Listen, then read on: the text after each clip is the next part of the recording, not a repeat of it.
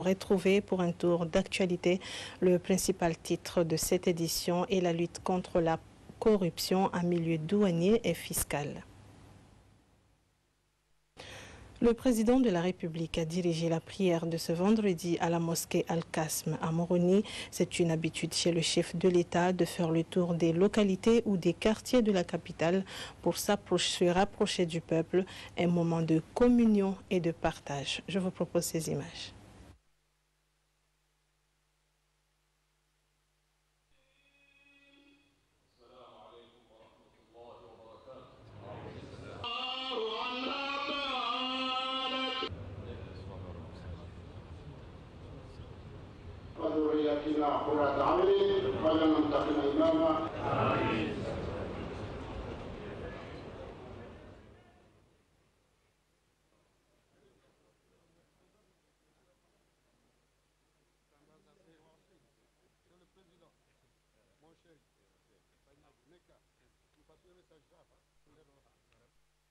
Venons-en au principal sujet de l'actualité. La lutte contre la corruption en milieu douanier et fiscal a fait l'objet d'un atelier de travail tenu ce vendredi à Moroni par la Direction générale des douanes et l'Administration générale des impôts et des domaines AGID. C'est un événement qui s'est déroulé sous le haut patronage du président de la République et sous l'égide du ministre des Finances et du Budget. La lutte contre la corruption en milieu douanier est d'ailleurs l'une des recommandations faites à l'issue de la 10e réunion ordinaire des patrons des douanes africaines organisée en septembre dernier à Moroni. Reportage d'Ahmed Nassor, compte rendu d'Azhar Mbaye.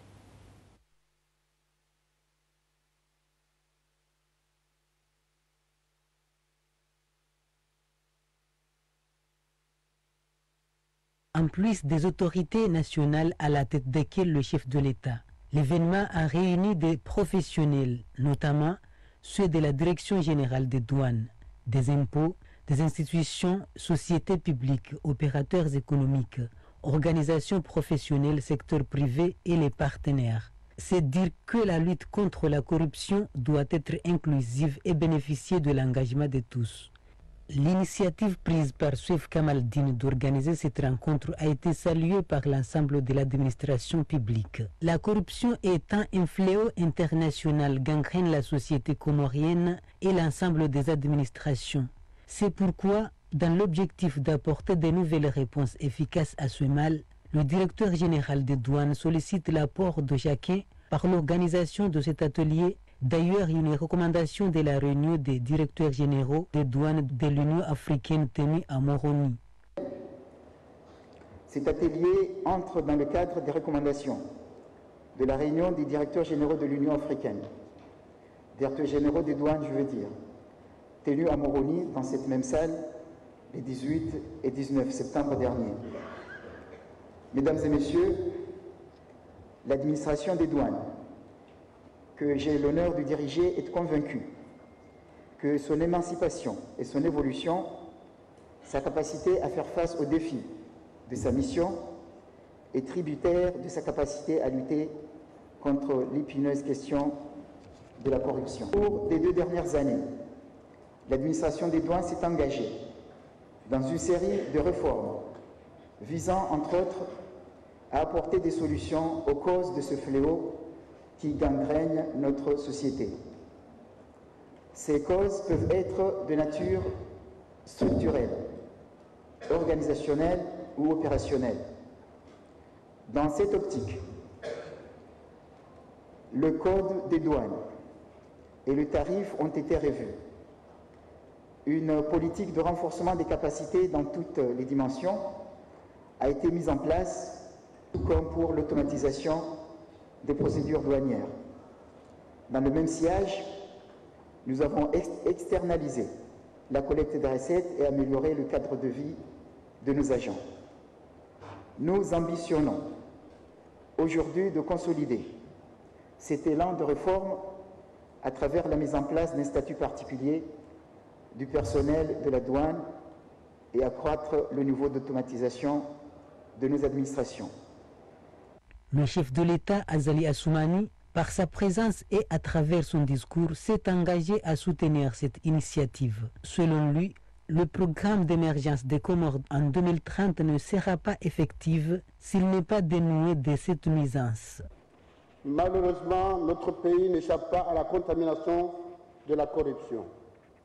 Il en crée lui-même aussi dans son organisation, dans le fonctionnement de la société, dans les relations humaines. Tous les segments de la société peuvent en être affectés. On semble s'en accommoder parce que chacun le voit chez l'autre, pointe le doigt sur l'autre, oubliant ses propres manquements et sa propre déviation. Alors, pour la circonstance et la combattre, chacun doit travailler d'abord sur lui-même, renforcer son éthique personnelle, réinventer une loyauté et une fidélité aux principes qui garantissent la cohésion sociale, qui irriguent le potentiel de l'État, qui renforcent la citoyenneté et la croyance d'appartenir au même pays pour le même destin. Je me réjouis de voir que c'est l'administration des douanes qui a été longtemps étiquetée, à tort ou à raison, comme le porte-étendard de ce fléau qui prend les enfants aujourd'hui pour les dénoncer aux fins d'une sensibilisation générale. L'émergence, ce programme que j'ambitionne pour notre pays à l'horizon 2030, ne peut pas s'accommoder de corruption, de relâchement moral et professionnel dans la gestion de l'État. L'État démocratique, social et impartial que nous voulons construire pour redonner de l'espoir à chacun et à nos enfants et une égalité de chances à tous est une œuvre commune. Son poids est sur les épaules de chacun par la capacité à s'approprier la part d'engagement qui lui revient. L'administration ne doit pas être ce monstre froid qui revire sur ses usagers et freine leur initiative et leur créativité. Elle a le devoir de les comprendre, de les accompagner pour sécuriser leur parcours et dynamiser leur confiance en soi. Je vous le redis, l'État poursuivra sa traque contre la corruption. Il intensifiera son action parce que lutter contre la corruption, c'est agir chaque jour et chaque instant. Le président de la République a souligné que la lutte contre la corruption est un devoir moral qui interpelle chaque Comorien. De son côté, le directeur général des douanes a remis le souhait de voir cet atelier coucher des recommandations pertinentes. En ce qui lui concerne, il a informé l'assistance de la prochaine inauguration d'un scanner, un outil qui entre dans le cadre de la lutte contre la corruption. Le comité exécutif du gouvernorat de Ngazidja a reçu ce samedi au palais de Mrodjou un don de matériel informatique et 2 scooters de la part de l'ambassade de la République populaire de Chine auprès de l'Union des Comores. Reportage de Saïd Ibrahim. Au cours de cette cérémonie de remise de matériel informatique et motoscooters, l'ambassadeur de la République populaire de Chine a fait savoir que ce don entre dans le cadre de la coopération sino-comorienne. Il a également montré que la Chine ne cesse d'aider l'Union des Comores beaucoup plus pour un développement socio-économique. Aujourd'hui, l'occasion me présente d'offrir, de faire un geste de sympathie pour répondre à ses ambitions. Et troisièmement, ce ne sera pas la moins importante, c'est-à-dire que ici, la communauté chinoise, dont les diplomates de l'ambassade font partie, sont tous aussi grands Comoriens. Et l'eau de la même source de l'île nous nourrit aussi. Et donc, comme on est citoyen de cette ville, on a le devoir d'accompagner un développement de cette île. La gouverneure de l'île de Ngazidja a révélé que ce matériel permettra aux agents du gouvernorat de bien travailler dans de bonnes conditions. Elle a tenu à remercier la République populaire de Chine pour son concours.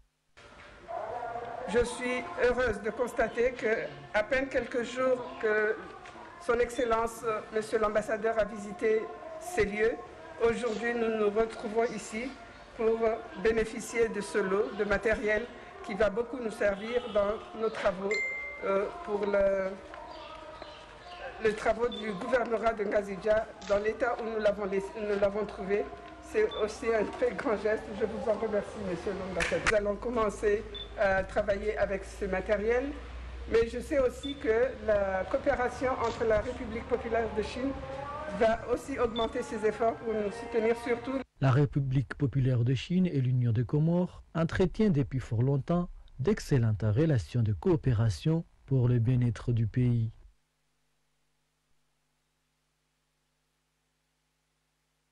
La coopération sino-comorienne est en effet un partenariat pour le développement.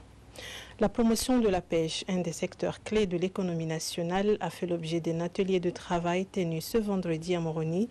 Toutes les parties prenantes ont examiné le document relatif à l'étude de faisabilité pour un complexe portuaire de pêche. Reportage de Kassim Suleiman, récit de Badria Saïdomar. Un cabinet français a été choisi par le gouvernement comorien en vue de mener des études aux Comores pour identifier des sites appropriés pour abriter des ports industriels.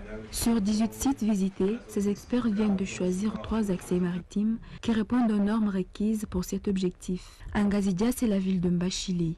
Un atelier s'est tenu à Moroni afin de valider les études menées. Nous avons jugé nécessaire de réaliser une étude de faisabilité et d'opportunité pour un complexe portuaire en Union des Comores destiné à la pêche. Cette étude a été réalisée par un bureau d'études français, bureau d'études appelé CATRAM. Le rapport est presque prêt et on a invité l'ensemble des parties prenantes comoriennes à un atelier qui est organisé ce jour pour examiner en profondeur les propositions faites par le bureau et valider le document en question pour qu'on puisse aller vers les étapes suivantes. Nous avons réalisé une étude sur 4 sites au niveau national et dans chaque site, on a présenté les inconvénients et les avantages. Maintenant, il reviendra à l'assistance de l'atelier de valider les options choisies. Et il y a une option qui pourrait être matérialisée en 1 an. Et il y a d'autres options qui peuvent être matérialisées dans 4 ans ou 5 ans. C'est le projet Sofiche qui pilote ce projet qui va bientôt voir le jour et mener les Comores vers le plein emploi.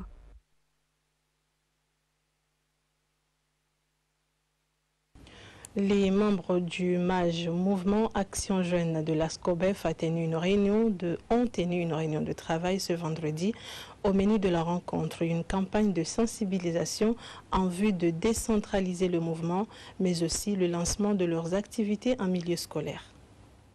Pour les montrer la manière, la possibilité de se défendre contre tout abus et aussi à l'égalité de genre et aussi à la délinquance qui est vraiment une question qui est déjà dominée sur tout notre pays. Donc par rapport aux résultats, ce que je vais dire, le résultat qu'on attend, c'est pouvoir renforcer le leadership des jeunes, à les intéresser, à comprendre comment se comporter, comment devenir un responsable. Un responsable, ce n'est pas avoir des diplômes, mais c'est un comportement qui commence de la maison jusqu'à la société et devenir la personne dont il attend. Donc si notre objectif qu'on vient de faire la conférence aujourd'hui, ou bien nos activités qu'on vient lancer, selon nos pronostics qu'on a déjà effectués par rapport à les activités qu'on a déjà fait les années précédentes, si on arrive à atteindre ça, je pense que le pays sera un peu exemple. Parce que si les jeunes, on n'est pas trop nombreux par rapport à la question, mais il s'agit d'une volonté. Donc moi, j'appelle aussi les autres associations à se relier sur notre cause pour pouvoir valoriser, protéger, défendre ses droits et défendre les jeunes par rapport à ces violences qui se font tous les jours. Place au sport, la Coupe ERTC est actuellement dans son dernier carré. 2 somptueuses demi-finales sont au programme ce week-end au stade de Moroni. Il s'agit en effet de l'affiche entre Union Sportive de Zilimadjou et Tomaya Club de Mvouni pour ce qui est de la première demi-finale ce samedi. La deuxième confrontation prévue ce dimanche mettra aux prises Volcan Club de Moroni et Union Sportive de Célia. Dans les milieux sportifs, Union Sportive de Zilimadjou et Volcan Club partent favoris de ces deux rencontres, mais Union Sportive de Célia et Tomaya de Mvouni en première division cette saison 2019-2020 sont plus que jamais déterminés à inverser cette tendance. 2 demi-finales donc à ne pas manquer au stade de Moroni. En Zouani comme en Mouali, 2 demi-finales sont également au programme de cette première par l'ORTC. En international, la forêt de l'Amazonie continue de brûler sous le regard de plus en plus inquiet de la communauté internationale. Selon l'Institut national de recherche spatiale INPE, environ 2500 nouveaux départs de feu ont eu lieu en l'espace de 48 heures dans l'ensemble du Brésil. L'Amazonie est souvent qualifiée de poumon du monde. Ce qui arrive est donc un désastre environnemental qui préoccupe de nouveaux dirigeants, notamment Antonio Guterres, secrétaire général des Nations Unies. Le président français Emmanuel Macron a posté un message à travers les réseaux sociaux dans lequel il dit, je cite, « Notre maison brûle littéralement. L'Amazonie, le poumon de notre planète qui produit 20% de notre oxygène est en feu. C'est une crise internationale. » Le président français donne ainsi rendez-vous aux membres du G7 dans 2 jours pour parler de cette urgence. Au Gabon, la dette publique évaluée à 64% du PIB serait en baisse de 4% selon les chiffres avancés par le FMI. On est tout de même loin des recommandations de la CEMAC qui consiste à ramener la dette publique au-dessous de la barre de 40% du PIB. Je vous propose de suivre ce reportage de nos confrères d'Africa 24. La dette publique et le déficit public du Gabon s'améliorent à un rythme plus rapide que prévu selon le gouvernement. Cette dette qui était évaluée à 64% du produit intérieur brut en 2016 serait aujourd'hui de l'ordre de 60%. La dette publique a été multipliée par plus de 3. La dette reste encore relativement élevée. Nous attendons des chiffres officiels. Et ces chiffres-là ne laissent pas apparaître une amélioration significative de la situation économique du pays. Le taux de croissance économique est encore anémique.